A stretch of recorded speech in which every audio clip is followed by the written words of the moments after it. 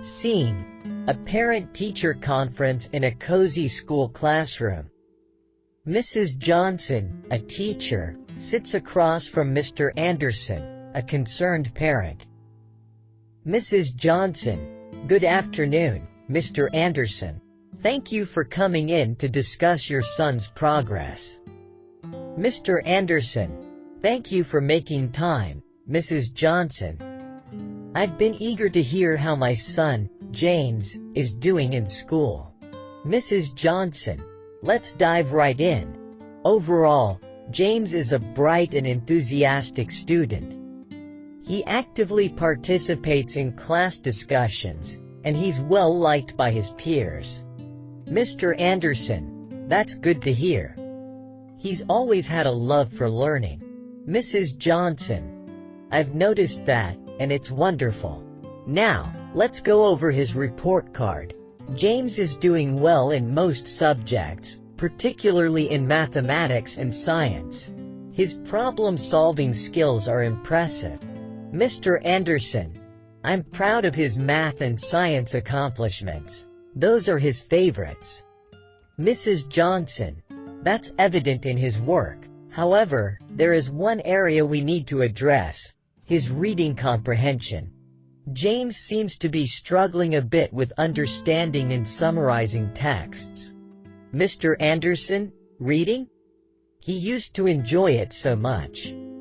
Mrs. Johnson: We want to reignite that passion. I've been working closely with James to help him improve. We've implemented some strategies in the classroom, like reading aloud and discussing stories in groups. Mr. Anderson: Thank you for your efforts. I'll work with him at home as well. Mrs. Johnson: That would be fantastic. Remember, we're a team, and we want to see James succeed. I'll also provide you with some reading materials and strategies you can use together. Mr. Anderson: That's very kind of you, Mrs. Johnson. I'm glad we're addressing this early. Mrs. Johnson: Early intervention often yields the best results. Besides reading, James is a respectful and kind student. He cooperates well with his classmates and shows excellent behavior in the classroom. Mr. Anderson: I'm happy to hear that. We encourage him to be respectful and considerate at home as well. Mrs. Johnson: That's reflected in his behavior here.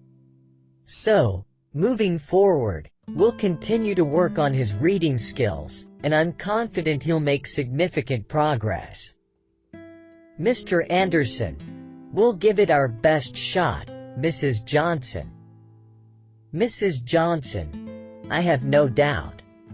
With our combined efforts, James will thrive both academically and personally.